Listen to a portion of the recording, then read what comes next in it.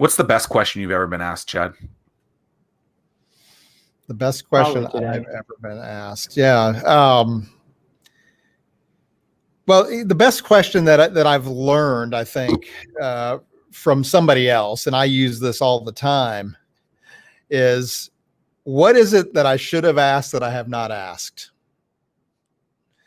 That one has pulled me out and saved me so many times, right? Because we all think of ourselves, as these masters of questioning, and I'll get to the bottom of this and I'll pull this out.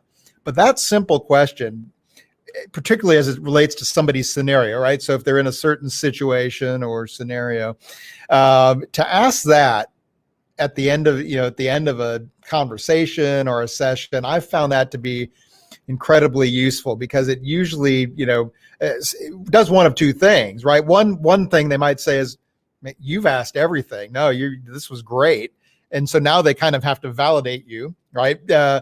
Or the other thing that will happen is they'll say, "Well, you haven't asked me about this, and this is pretty important." And so now it opens up, right, an entire another avenue for us to go down, which would be, particularly useful if I'm trying to help this person in any way, or solve whatever their issue or challenge is. And so I think that's one of the questions that I've, somebody shared with me that I now try to use every time I'm, in it, not even just a sales meeting, right? It could be talking to employees or friends that are going through something and struggling, and you're trying to find out how you might be able to help them. That question of, is there anything that I haven't asked or we haven't talked about that we should?